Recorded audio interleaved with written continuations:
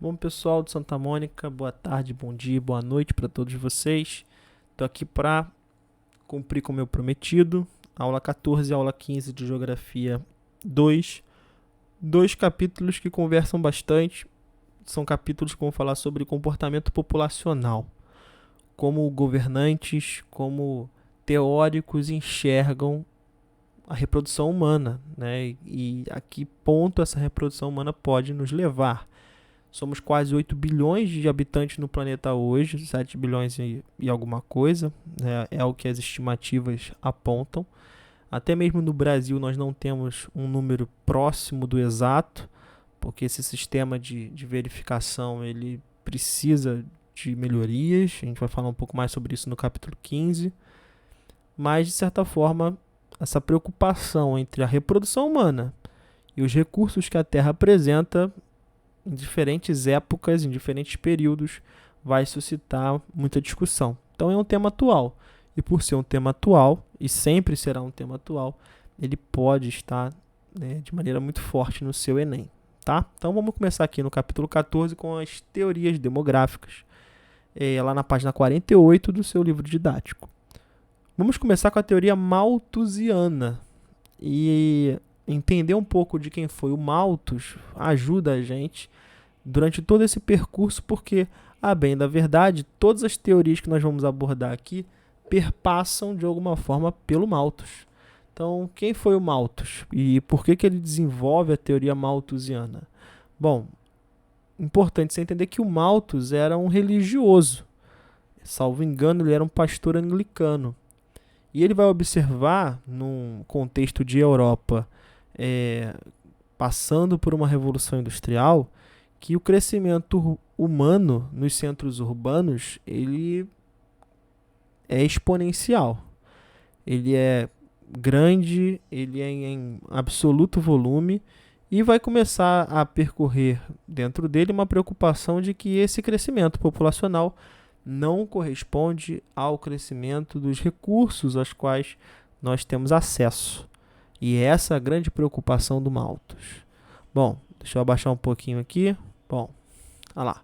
O Malthus, o Thomas Malthus, é de 1766 até 1834. Então ele viveu aí, como eu falei para vocês, a Revolução Industrial no seu início. As cidades inglesas se enchendo, né, esse êxodo rural acontecendo, os centros urbanos inflando. Ele vai, então, fazer uma comparação matemática. E aqui é importante porque a teoria malthusiana ela é aquela que associa o crescimento da população a um ritmo de progressão geométrica, PG, enquanto o crescimento dos recursos, na visão do Malthus, seguia uma projeção aritmética, ou seja, PA. Em determinado momento, essas duas situações, os recursos disponíveis e a população humana, estariam desproporcionais. Então, é muito natural para o Malthus que acontecessem então guerras, que a miséria fosse uma realidade, que as pandemias acontecessem, porque todas essas situações, na verdade, vão tentar trazer esse crescimento humano para um equilíbrio, uma compatibilidade com a disponibilidade de recursos.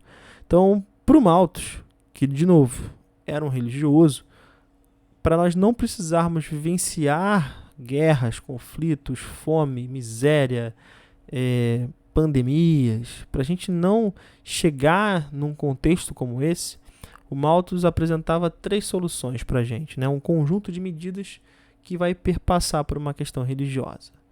A primeira delas é estabelecer uma quantidade X de recursos aos quais os casais deveriam ter para ter filhos.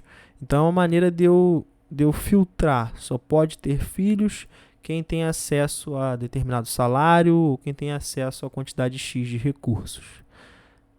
Segundo ponto, atrasar os casamentos. Com os casamentos acontecendo mais tarde, na perspectiva do Malthus, e lembrando que ele é um cara lá do século 17 e 18, 18 e 19, ele vai pensar na ideia do casamento, atrasar casamentos, para fazer com que hajam menos filhos. Se eu caso mais tarde, a vida sexual desse casal vai acontecer mais tarde e assim ele terá menos filhos ao longo da vida. É uma forma da população humana se reproduzir menos. E aliado a isso, nós temos também a ideia da castidade antes do casamento. Não adianta casar mais tarde se os casais se reproduzirem mesmo assim. Então a ideia do casamento como um início da vida reprodutória perpassa pela ideia religiosa, né, como eu falei. Então hoje a gente sabe que não necessariamente os casais precisam ter uma união religiosa para ter filhos, isso não é necessário. Mas lembrando que estamos presos aqui, teoricamente, na teoria malthusiana, a um contexto antigo, um contexto passado, não um contexto de hoje.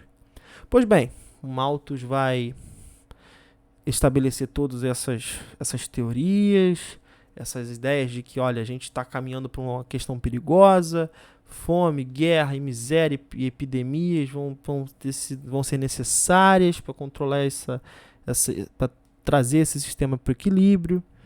Bom, a bem da verdade é que após a Segunda Guerra Mundial, essas ideias do Malthus estavam adormecidas já há algum tempo, mas elas vão ser revisitadas.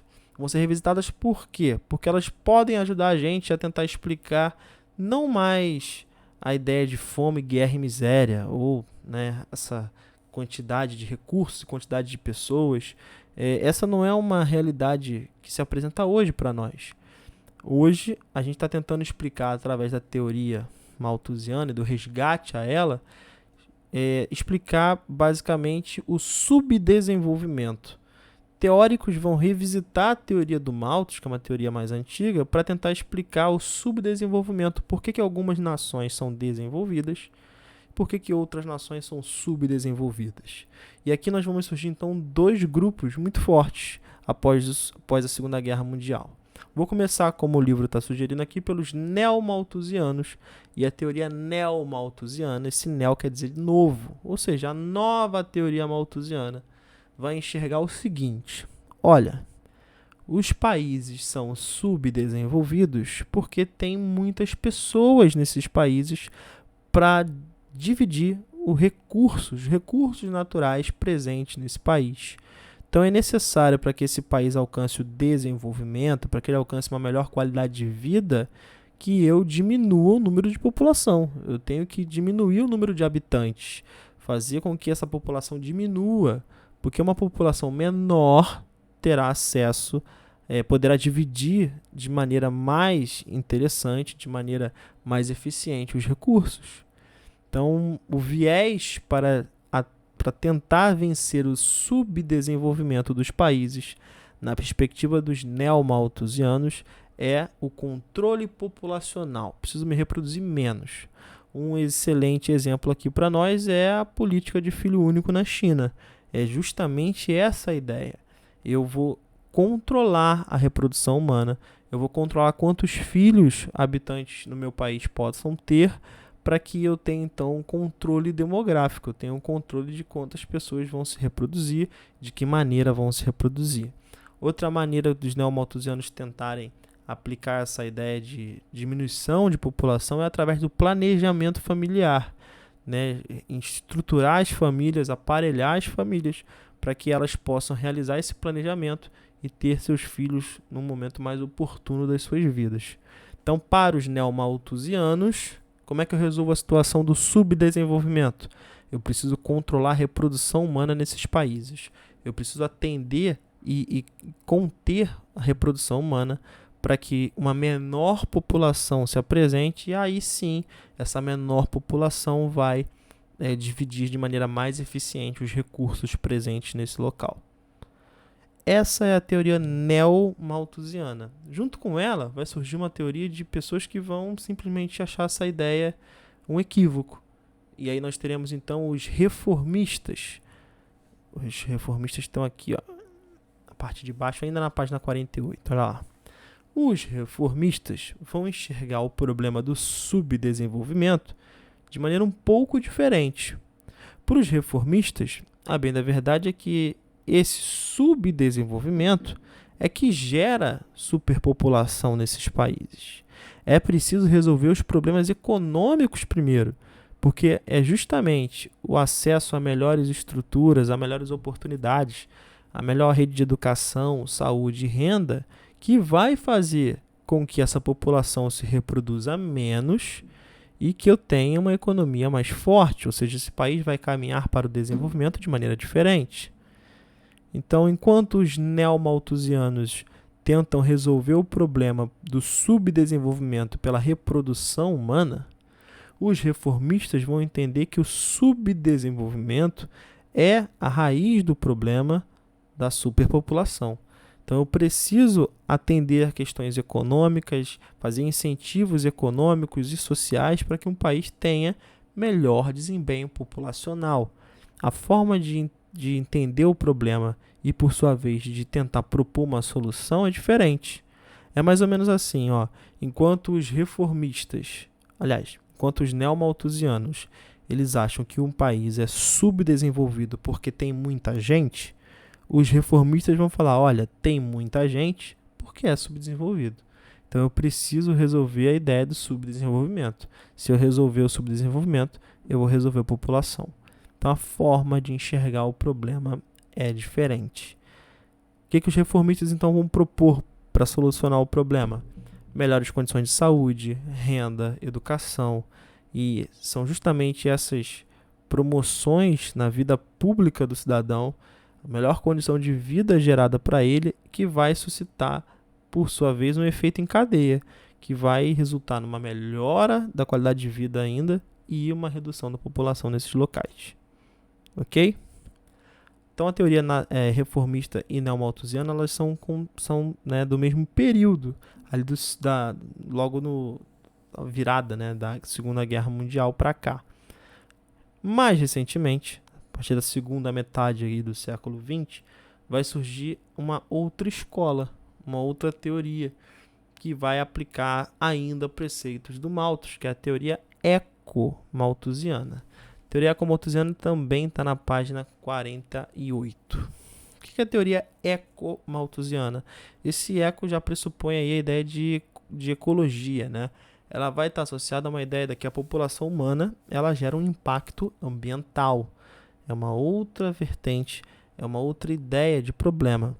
Lembrem-se vocês, e eu já disse isso algumas vezes, que essa preocupação com o meio ambiente que a gente tem hoje é uma preocupação recente, né? Os nossos avós, talvez até nossos pais, não tiveram nas escolas um ensinamento, né, ou um conteúdo que abordasse tanto meio ambiente como vocês têm. Porque essa preocupação com o meio ambiente é da década de 70 para cá. Então, obviamente, a teoria eco-malthusiana ela também é recente, né, dentro desse ponto de vista. Então, a ideia aqui é que a nossa sociedade, a quantidade de seres humanos e a maneira como eles vivem vai causar um impacto ambiental. Então, a teoria eco-malthusiana vai relacionar a população humana e a maneira como essa população vive a impactos ambientais, a uma pressão ambiental muito forte no planeta. Então é preciso, para os ecomalthusianos, a gente precisa repensar não só a ideia da quantidade de pessoas, mas a maneira como essas pessoas vivem, né? O modo de vida dessas pessoas. Bom, o livro faz uma brincadeira aí com o Thanos, né, da Marvel, que, para quem não sabe, é um dos grandes vilões da Marvel, né, do Homem-Aranha, Capitão América, Thor, né, dos Vingadores em geral, enfim. O Thanos reúne as joias do infinito e em determinado momento ele faz um estalar de dedos, que lá no universo Marvel é chamado de blip. Então ele faz um blip e ele acaba com 50% da vida no universo. E o Thanos ele basicamente se aproxima muito aí da ideia do Malthus, né, que entende que existem muitas pessoas para poucos recursos, então é preciso a gente diminuir o número de habitantes na Terra para poder viver melhor, né? Então você pode até associar um pouco aí com a ideia dos malthusianos, talvez até dependendo da questão com os neomalthusianos, mas é interessante pensar o filme, né, o Guerra Infinita da Marvel, dentro dessa perspectiva demográfica, né? O que o Thanos está fazendo com as populações?